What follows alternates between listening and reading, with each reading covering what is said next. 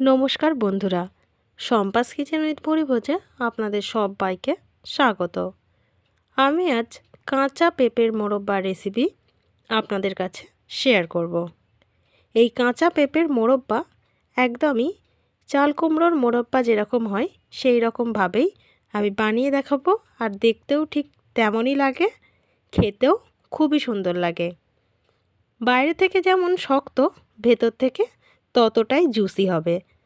তাহলে চলুন দেখে নেওয়া যাক আমি এই কাঁচা পেঁপের মোরব্বা কিভাবে বানাচ্ছি।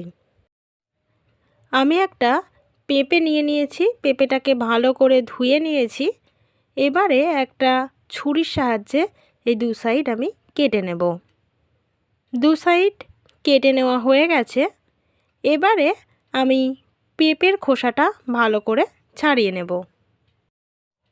পেঁপের খোসাটা ছাড়ানোর সময় খুব ভালো করে লক্ষ্য রাখতে হবে যাতে সবুজ অংশ একটুও না থাকে।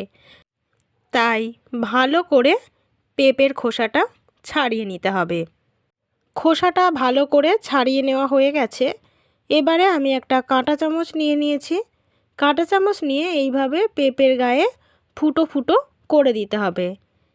সম্পূর্ণ পেঁপেটাকেই এইভাবে কাঁটা চামচ দিয়ে আমি গিথে গিথে ফুটো করে নেব। যত ভালো করে এটা করা হবে ততই কিন্তু পেঁপের মধ্যে চিনির রসটা খুব ভালো ঢুকবে, আর মোরব্বাটা খেতে ততটাই সুন্দর হবে। এইভাবে আস্তে আস্তে চারিদিকটাই আমি এইভাবে ফুটো করে নেব। সম্পূর্ণ পেঁপেটা খুব ভালো করে চারিদিক ফুটো করে নেওয়া হয়ে গেছে।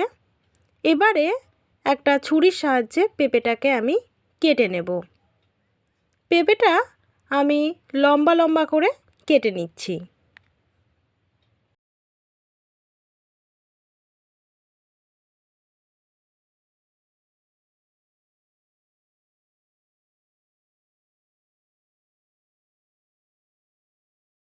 সম্পূর্ণ পেঁপেটা লম্বা লম্বা করে কেটে নেওয়া হয়ে গেছে। এবারে পেঁপের বীজগুলোকে ছাড়িয়ে নিচ্ছি। পেঁপের বীজগুলো ছাড়িয়ে নেওয়ার পরে পেঁপের এই ভেতরের অংশটাকে ভালো করে পরিষ্কার করে নিতে হবে। সবগুলোই একইভাবে আমি পরিষ্কার করে নেব। দেখুন, এটা খুব সুন্দরভাবে পরিষ্কার করে নেওয়া হয়ে গেছে। এবারে পরিষ্কার করে নেওয়া এই পেঁপেগুলোর উল্টো দিকটাও আমি কাঁটা চামচ দিয়ে আবারও একটু করে এইভাবে গিথিয়ে গিথিয়ে ফুটো করে দিচ্ছি। এতে করে রসটা খুব ভালোভাবে ঢুকবে। মোরব্বাটা বাইরে থেকে শক্ত হলেও ভেতর থেকে খুবই জুসি হবে। দেখুন, পেঁপেটাকে এইভাবে ভাঁজ করছি আর অনেকটাই ভাঁজ হয়ে যাচ্ছে। পেঁপেটা যথেষ্ট পরিমাণে নরম রয়েছে এখন।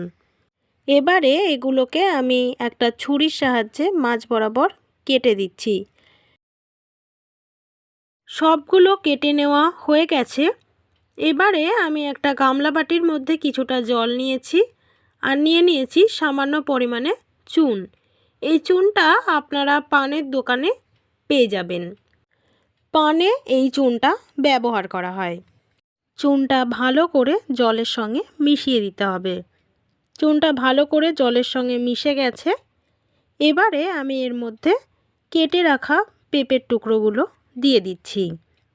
সমস্ত পেঁপেটা এর মধ্যে দিয়ে দেওয়া হয়ে গেছে। এবারে এই চুনের জলে আমি 5 থেকে 6 ঘন্টা পেঁপেটাকে ভিজিয়ে রাখব। 6 ঘন্টা পর ফিরে এলাম। দেখুন, পেঁপেটা অনেকটাই শক্ত হয়ে গেছে।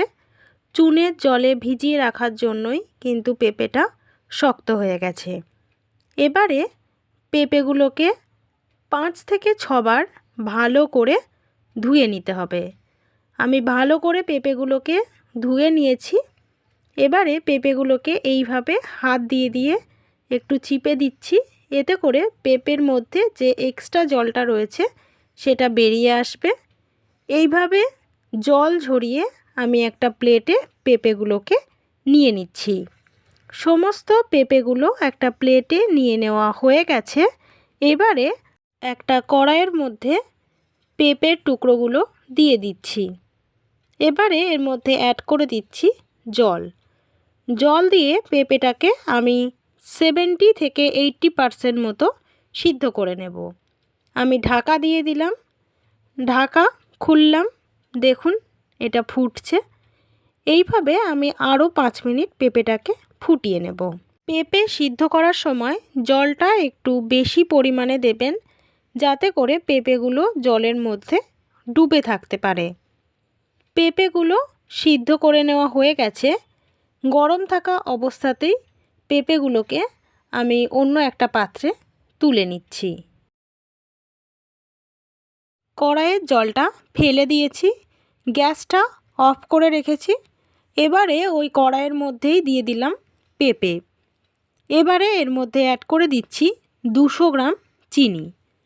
চিনিটা আপনারা গুঁড়ো করেও ব্যবহার করতে পারেন, তবে পেঁপেটা যেহেতু গরম রয়েছে এর মধ্যে চিনিটা দিলে চিনিটা খুব সহজেই গলে যাবে, তাই আমি এটাকে ঢাকা দিয়ে 1 ঘন্টা রেখে দিলাম।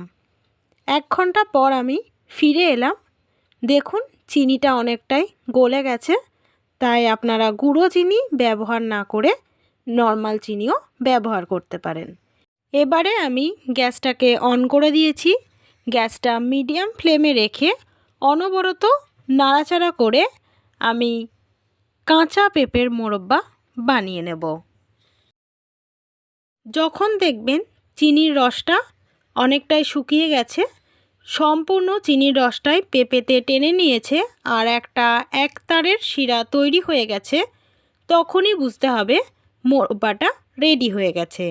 দেখুন সম্পূর্ণ চিনির রসটা পেঁপেতে টেনে নিয়েছে, আমার মোরব্বাটা একদম রেডি। এবারে আমি একটা গামলা বাটির ওপরে একটা ঝাঁঝরি বসিয়ে দিলাম আর এর ওপরে একটা একটা করে মোরব্বা দিয়ে দিচ্ছি। এতে করে এক্সট্রা যে রসটা থাকবে সেটা ঝরে পড়ে যাবে। আর এইভাবে আমি 8 থেকে 10 ঘন্টা রেখে দেব। 10 ঘন্টা পর আমি ফিরে এলাম। মোরব্বাটা একদম পারফেক্ট রেডি হয়ে গেছে।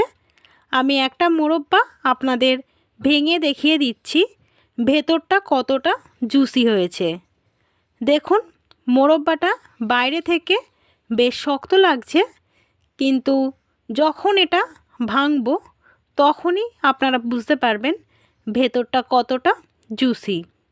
তাহলে আপনারাও বাড়িতে এইভাবে কাঁচা পেঁপের মোরব্বা বানিয়ে ফেলুন আর অবশ্যই আমাকে কমেন্ট করে জানাবেন কেমন হয়েছে। আমার ভিডিওটা যদি আপনাদের ভালো লেগে থাকে তাহলে লাইক করুন, কমেন্ট করুন, শেয়ার করুন। আর যে সকল বন্ধুরা এখনও পর্যন্ত আমার চ্যানেলটা সাবস্ক্রাইব করেননি তারা প্লিজ আমার চ্যানেলটা একটু সাবস্ক্রাইব করে দেবেন। আমি প্রত্যেক দিন আরও নতুন রান্নার ভিডিও নিয়ে আপনাদের সামনে হাজির হব। আপনারা সব সময় এভাবেই আমার পাশে থাকবেন। সবাই ভালো থাকবেন, সুস্থ থাকবেন। নমস্কার।